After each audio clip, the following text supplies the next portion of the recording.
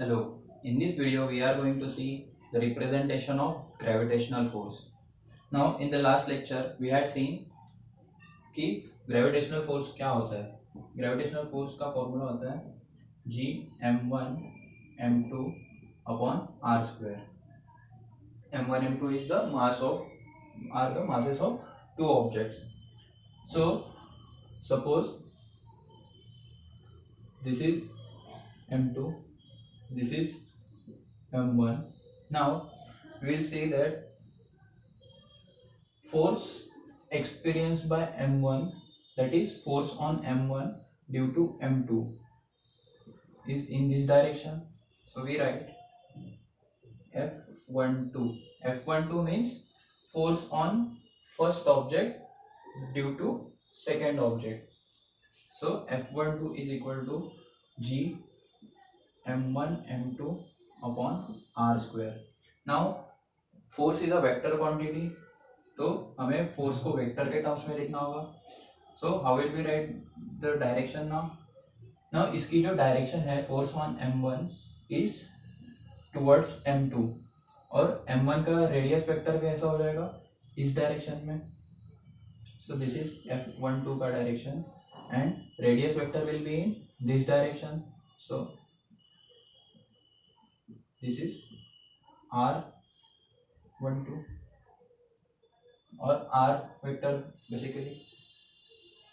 So we can write this as minus of r12 cap. This is unity vector along the direction of m1.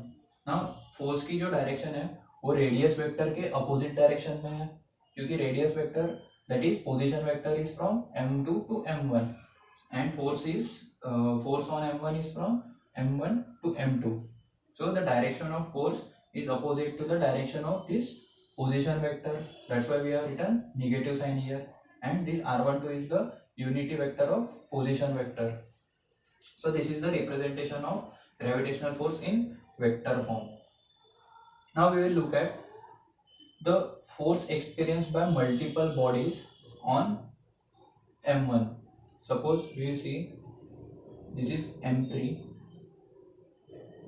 So this will be F13, that is force experienced by first object due to third object. And suppose here is another object, we will call this M4. Then this will attract M1 in this direction. So this will be F14, that is force experienced by first object due to fourth object. Now इसका हम अगर net force निकालेंगे तो हम कैसे निकालेंगे. We can add these three vectors and find the resultant force. So this is how we can find the resultant force on one object because of three objects, three और multiple objects. So now we if we add more object such that this is m5. So and if these all masses are equal and are located at equal distances, that means ये जो first object है वो चार object से surrounded है और उनका mass same है एंड उनके बीच में जो डिस्टेंस है that is distance from the first object are equal and all these object that means m5 and m2 are in opposite direction, m3 and m4 in opposite direction. तो उस पर जो net force हो जाएगा वो क्या हो जाएगा, जीरो हो जाएगा, बिकॉज इन दोनों के वजह से इस पे फोर्स इक्वल रहेगा और अपोजिट डायरेक्शन में रहेगा, तो नेट फोर्स इस पे इन दोनों की वजह से जीरो हो जाएगा. सिमिलरली इन दोनों के वजह से भी equal forces in opposite direction है तो जीरो हो जाएगा नेट फोर्स. सो चारों के वजह से जो नेट फोर्स होगा वो जीरो होगा. नाउ कंसीडर हमने पूरा सर्कल ड्रॉ किया. Circle is equidistance from m1, क्योंकि m1 सेंटर है और सर्कल रेडियस के डिस्टेंस पे रहेगा पूरा पाथ. सो अगर हमने पूरे सर्कल पे ऑब्जेक्ट्स रख दिए तो क्या हो जाएगा, वो इक्वी डिस्टेंस रहेंगे और मास भी उनका इक्वल रहेगा.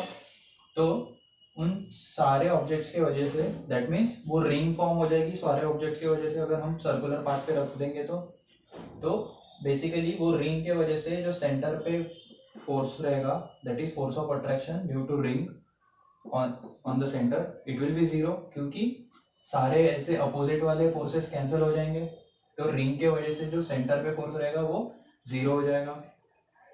नाउ कंसीडर कि स्पीयर, अगर हम स्पीयर है तो स्पीयर की वजह से सेंटर पे कितना फोर्स होगा।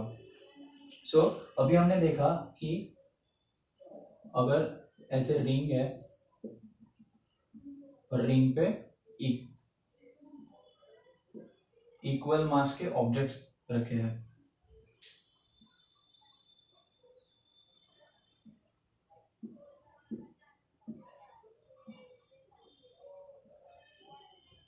सो इसके वजह से और इसकी वजह से नेट फोर्स 0 हो जाएगा, इसकी वजह से इसकी वजह से नेट फोर्स 0 हो जाएगा।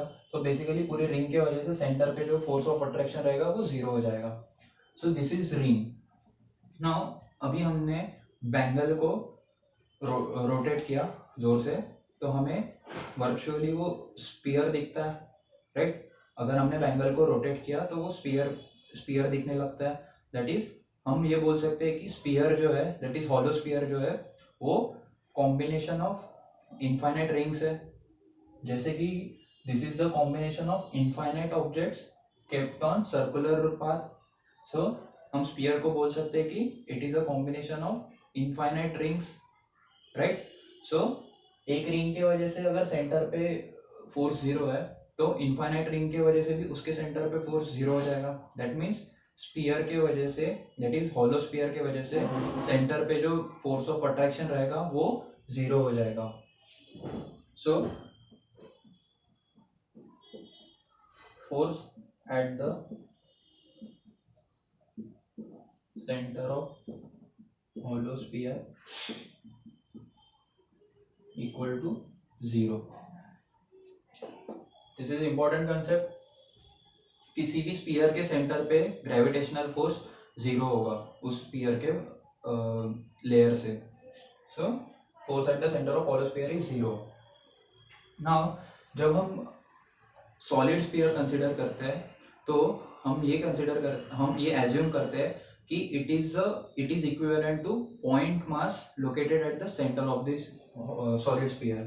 सो अगर हम अर्थ कंसिडर कर रहे हैं तो अर्थ के सेंटर पे हम एज्यूम करेंगे कि it is a point mass of m located at the center of the earth which is attracting any body on the outside of the earth. So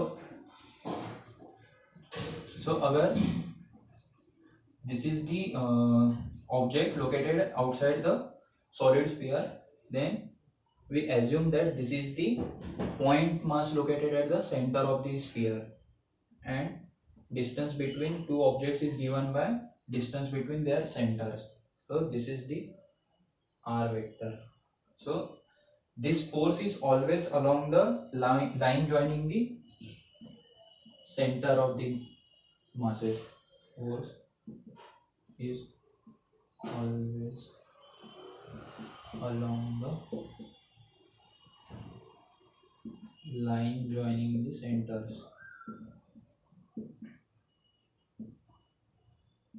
center of masses. These two assumptions are this assumption is very important, क्योंकि जब भी कोई बड़ी body रहेगी हम consider करेंगे कि उसके सेंटर पे सारा मास कॉन्सेंट्रेटेड है। So this is how we represent gravitational force for multiple objects. Thank you.